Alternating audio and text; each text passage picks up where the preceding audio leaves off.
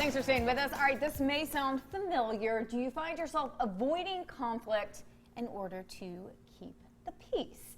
If that does sound familiar, licensed pastoral counselor Dr. James Stillwell is with us today. You're going to talk through some of the various factors involved in communication and conflict resolution. Yes, welcome to the show, Dr. Stillwell. Great to be here as always. Well, you are our in-house resident expert. Does that even make sense? Whatever. All right, let's talk about conflict, because a lot of times you just think it's like a fight, somebody ends up hurt. Get those axes out. There was a little bit of aggression there. I mean, let's define conflict to begin with.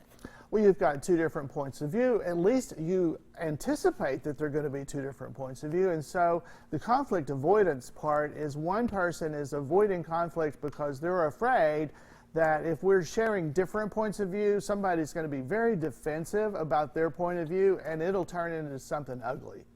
And so a lot of people will avoid that.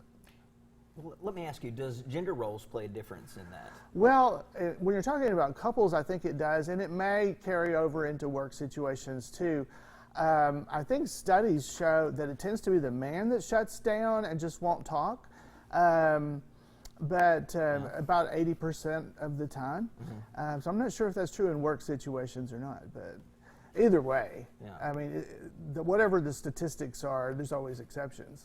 All right, well, Dr. Stillwell, with this avoidance, is it better to actually avoid the situation, or do you want to just go head on strong and come up with some kind of resolution? No. That's quick. And so, yeah, avoidance is not helpful because you just absorb it, and people wonder, what's wrong with this person that's not talking? And it never gets resolved. You just bring it inside yourself. But going on head on, like you're diving into something is probably not a good idea either. You need to go in with an idea that you're going to be listening more than you're talking. Yeah. And that's hard to do because most of us want to prove our point more than we want to actually hear what the other person has to say. Right. Especially when there's so many emotions involved. Right. And so that's where I say, make sure the anger's out of the room completely. Make sure that fear is out of the room completely before you do this. And so if either person's full of anger or fear, it's not going to go well. So reschedule it. Well, let me ask you, and this is just me personally, I have a 24-hour rule before I really face conflict head on. I like to wait 24 hours. It gives me a chance to just get unmad, like you said, and let my aggression get down. So is that good? I love the way you said that. I say at least 20 minutes. Okay. And at most 24 hours. Okay. At most. Because if at least 20 minutes, because that's how long it takes to physiologically calm down. Okay. But at most 24 hours, because that other person probably can't wait much longer than that.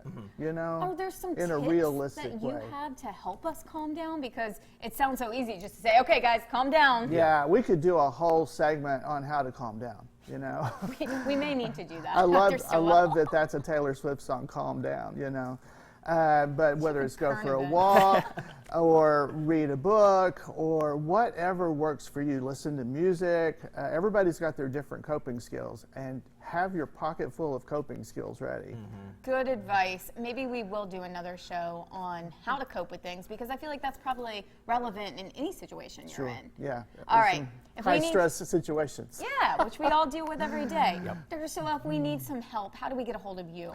Easiest thing to say is drjamesstillwell.com, drjamesstillwell.com, and we have a divorce recovery workshop coming up on September 12th, and so anybody who's going through divorce or separation, there you go, just check write it out. Down. Well, thank you for being here. Thank you for watching. Have a good one.